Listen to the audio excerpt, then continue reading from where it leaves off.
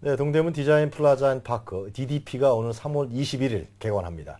이 5년간의 공사 끝에 지난 10일 일반에 공개돼서 많은 이목을 끌었는데요.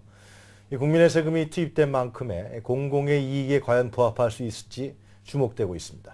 보다 자세한 내용 김성수 문화평론가와 함께 이야기 나눠보겠습니다.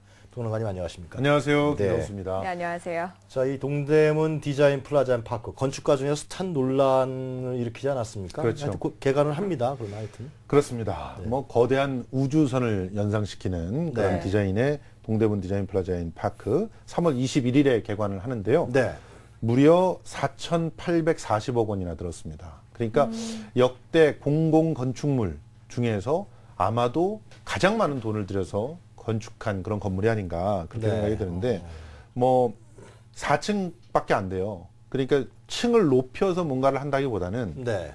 아주 독특한 디자인과 또 아기자기한 그런 공간 구성으로 특별한 공간을 만들어 보겠다 이렇게 얘기를 했는데 이 부분에 대해서도 이제 뭐 찬반 양론들이 좀 있습니다. 네. 그 금싸라기 땅에 이왕이면 좀 많이 공간들을 만들지 네. 지금 그렇죠. 공간으로 따지면 이제 크게는 5개 공간 또 15개의 시설로 나눌 수가 있거든요. 네. 그러니까 이런 게 비효율적이지 않느냐 이런 얘기들도 있는데 일단 세계 최대의 3차원 비정형 건축물이다. 그러니까 정확하게 어떻게 딱 떨어지는 그런 모습이 아닌 네.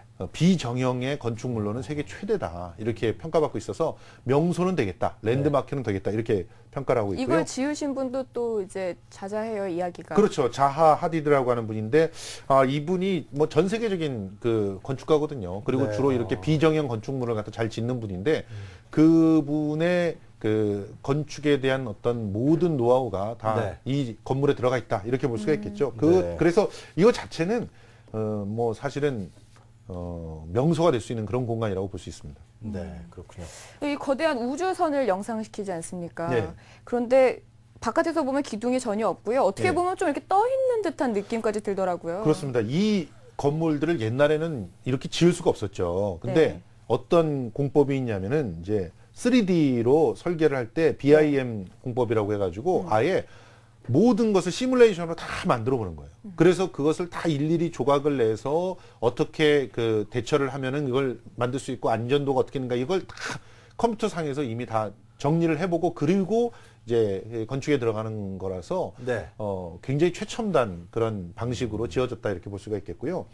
지금 외장을 전부 덮은 게 알루미늄 패널입니다. 근데 이 알루미늄 패널의 면적이 네. 축구장의 3배 면적이에요. 그걸 전부 다 알루미늄으로 덮었는데 똑같은 쪽이 하나도 없어요. 전부 다 다른 쪽이에요. 그 네. 크기도 다르고 곡면도 다르고 그래서 이걸 다 붙였다는 겁니다. 그러니까 네. 45,133장이 전부 다 다른 쪽으로 되어 있으니 또 이제 건축을 좀 아시는 분들은 걱정이 됩니다. 저 중에 한쪽이라도 떨어지면 주문 제작해야 되겠네. 맞습니다. 그러다 보니까 굉장히 화려한 외관과 또 네. 내면을 들여다보면요. 네. 이 초대형 그 지붕 트러스 구조라고 해가지고 네. 기둥을 거의 두지 않고 네. 지붕 자체가 이제 그 무게를 분산하게끔 해서 벽체로 이동하게끔 하는 그런 독특한 구조를 갖고 있어서 들어가 보면은 그냥 탁 튀어 있는 한 10m 안팎의 그 공간, 천 정도 그 10m 정도 높은 그런 천장의 공간, 그 공간이 이제 굵직굵직하게 이렇게 미로를 따라서 가다 보면 나오고 미로를 네. 따라서 가다 보면 나오고 이런 형식으로 진행이 돼 있고요. 네. 내부도 이음매가 하나도 없어 보이는 지금 그런 영상으로 형태로 나오고 있네요. 되어 있습니다. 네. 지금 그 계단 같은 경우는 진짜 곡선미의 극치를 보여주고 있죠. 네. 이런 건물이기 때문에 그야말로 안팎이 전부 하나의 별세계인 것처럼 네. 만들어져 있는 그런 명소가 될 가능성이 높다 이렇게 볼 수 있죠. 전문가들은 상당히 좋은 평가를 내리고 있는 것 같은데 김성수 평론가님도 그렇게 보십니까? 기본적으로 디자인적으로는 아주 획기적이죠. 네. 그런데 이 획기적인 아름다운 건축이라고 하는 평가들도 있는 반면에 네. 이게 실용적일까? 이 네. 부분에 대해서는 또 질문을 던지고 있는 거죠. 궁금한 것 같아요. 그 점이. 왜냐면은 아까도 말씀드렸지만 54,133개의 판넬이 하나도 갖춘 게 없어요. 네. 그러면 어디가 문제가 생기면은 그거를 주문 제작해서 그걸 갖다 넣어야 된다는 얘기고 네. 내부도 마찬가지예요. 내부가 지금 일단 석고보드도 사용을 했지만 그 유리 섬유가 들어가 있는 특별한 석고보드를 갖다 썼거든요. 그거는 다 주문 제작해서 만든 거예요. 또 흡음재도 아주 독특하게 사용됐고 네. 그런 것들이 유지하는데 굉장히 큰 돈들이 들지 않겠습니까? 그리고 창이 안에서 보면 창이 잘 보이지 않습니다. 그래서 그런 부분들도 또 어떻게 보면은 환기나 이런 부분들을 하기 위해서는 그 아주 최첨단의 공조 시설들이 유지가 돼야 돼요. 네. 그거는 또 엄청난 돈이죠. 이게 에너지에 대한 부분들 이런 것들이 이제 또 문제가 되고 기본적으로는 친환경적인 그런 구성을 가졌다고 하지만 네. 그것이 그 완벽하게 정말 그 친환경적으로 구축이 됐냐 이 부분에 대해서는 또 논란들이 있는 것이고요. 그리고 또 이제 지붕은 풀밭으로 만들어져 있잖아요. 그렇더라고요. 네. 근데 이 지붕 풀밭이 사실 우리나라에서 잔디밭 유지한다는 게 굉장히 어렵지 않습니까? 겨울에는 특히 네, 그렇습니다.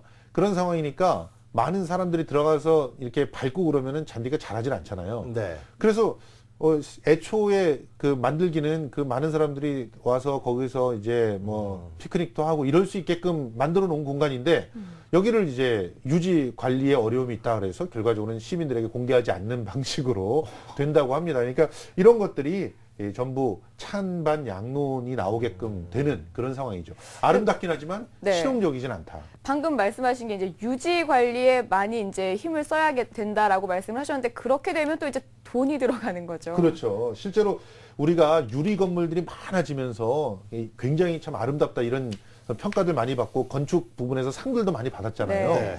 그런데 그 안에서 일하는 사람들은 여름엔 너무 덥고 겨울엔 너무 춥고 그래서 에너지 비용이 2배 이상 들어가더라. 그래서 애물단지가 됐다. 이런 얘기들 들어보셨지 않습니까? 네. 실제로 그런 부분들이 이 건물에도 문제들이 있는 것 같다. 이제 앞으로는 그런 문제들을 최소화시키면서 어떻게 활용을 해 나갈까? 이게 관건이다. 이렇게 얘기를 하고 있습니다. 돈이 안 들어갈래? 안 들어갈 수 없을 것 같은데 말씀 들어보니까요. 예, 실제로 지금 유지 관리는 해야 될 거 예, 아닙니까? 연간 운영비가 한 300억 정도 예상이 되고 있는데 유지 관리도 사실은 돈이 많이 드는 그런 구조이죠. 네. 뭐 어떤 건축가는 그런 얘기를 했다고 해요. 물론 이제 그 건축가의 말을 다 인정하는 건 아니지만, 네. 아우 누구 저렇게 뭐 만드느냐. 다만 저렇게 만들었을 때 돈이 많이 드니까 그렇지. 뭐 이렇게 얘기를 했다고 하는데 네. 그것은 이제 앞으로 그런 예상되고 있는 어려움들을 지적한 말이라고 우리가 애둘러서 들어야 될 것 같고요. 특히나 이 공간이 디자인 문화의 신규현을 이룩하겠다라고 얘기를 했지만 계속적으로 여기 안에서 전시가 있거나 뭐 패션쇼라든가 또 무슨 뭐 예. 다양한 예. 뭐 포럼이라든가 이런 것들이 진행이 돼야 돼요. 네네. 그렇죠. 근데 이럴 수 있는 공간인가? 과연 이런 부분들이 또 의문이 되는 거죠. 그래서 실제로 활용이 많이 되면서 여기 안에서 다양한 그런 움직임들이 꿈틀거리고 그러려면 또 그것들이 다 돈인데 네. 사실 그거를 뭐 자발적으로 이 공간을 대여해서 할 수 있을까? 네. 사실 그러기에는 공간들이 뭐 작은 공간들이 그렇게 많지가 않아요. 큰 널찍널찍한 공간들이 있어서 디자인 산업하고 같이 결합이 돼야 될 것 같네요. 그렇죠. 말씀을 철저하게 들어보니까. 산업적 측면에서 예. 진행이 돼야 되는데 네. 또 너무 어떤 특정한 산업적인 그런 네. 공간이 되다 보면은 특혜에 대한 시비가 또 있을 수 있잖아요. 그렇겠네요. 공공의 건축물인데 이것을 기업만 사용한다 그러면 시민들이 좋아할 수가 없는 거죠. 그런 부분들 때문에 여러 가지 또 앞으로의 그 넘어야 될 산들이 많지 않느냐. 자, 근데 이것이 이제 오세훈 전 시장이 원래 상당히 야심차게 계획했던 것인데 예. 박원순 시장이 들어서면서 좀 이 컨셉이라 이런 부분이 좀 바뀌었습니까? 변화가 있습니까? 바뀌었죠. 사실은 오세훈 시장 때는 네.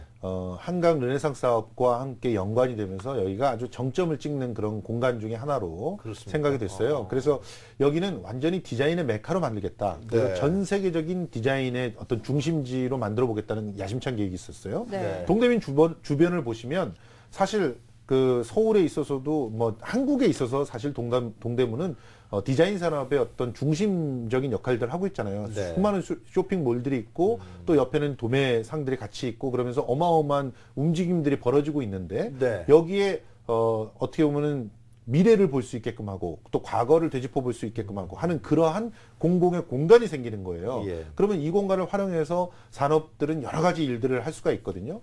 그런데 박원순 시장이 들어오면서 여기를 시민이 함께 만들고 누리는 디자인의 공간을 만들어 보겠다. 이렇게 바꿔놨는데 왜 그런 겁니까? 이게 구호는 사실 그렇게 됐을 때는 완전히 산업으로 네. 공공의 아주 자산을 넘겨버리는 그런 상황이 돼버리잖아요. 네. 그렇게 되면 실제로 여기가 동대문 운동장이 있던 공간이에요. 그렇죠. 예. 여기는 서울 시민들의 정말 애환과 추억이 다 서려 있는 그런 시민들의 공간이었단 말이죠. 근데 이게 어떻게 보면 디자인 산업이라고 하는 강력한 소비 산업의 핵심인 그런 그 분들의 전유 공간이 되어버릴 수 있는 그런 가능성들이 있지 않습니까? 그래서 박사님 이건 아니다. 그렇게 그런 측면에서는 시민들이 함께 여기를 이 공간을 만들어야 된다. 공공성을 더욱더 강화해야 된다. 이런 컨셉들을 바꾸어서 낸 건데. 네.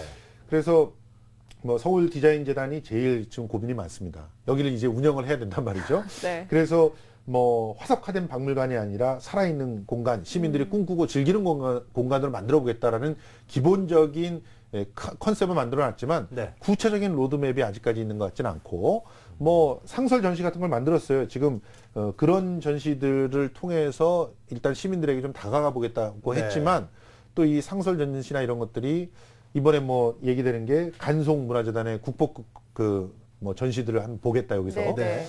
그럼 물론 이제 간송미술관이 너무 산으로 올라가서 있고 또 굉장히 좁아서 제한되는 분들만 보셨다 이런 아쉬움들이 있었지만 네. 간송에서도 볼 수 있었던 거 굳이 여기서 또 봐야 되느냐 이런 또 문제제기 할 수도 있거든요. 네. 얼마든지. 그리고 뭐 스포츠와 디자인전이라든가 자하 하디드전이라든가 이런 것들이 네. 연중 행사로 지금 마련이 되고 네, 있지만 네, 네. 이 부분들이 어떻게 진행될지를 더 지켜봐야 되겠다 이런 그 판단입니다. 지금 말씀을 들어보니까 이제 건축 기획은 상당히 애초에 사업성을 봤는데 네. 이것도 운영은 공공성으로 해나가려 한다. 네. 이런 엇박자가 좀 상당히 있는 것 같습니다. 그렇습니다. 아무래도 이전에 오세훈 시장의 생각들은 사실은 산업의 메카로서 네. 상업성을 굉장히 중시하는 그런 공간을 만들려고 했었던 것 같은데 네. 지금 이것을 정말 공공적인 역할을 할 수 있는 그런 것으로 그 자리매김하려고 한다면 여러 가지 고민들이 필요하겠죠. 그리고 사실 산업에 지원을 하는 것도 공공성이라고 볼 수가 있어요. 여기서는 또 철학에 대한 네. 논란들이 또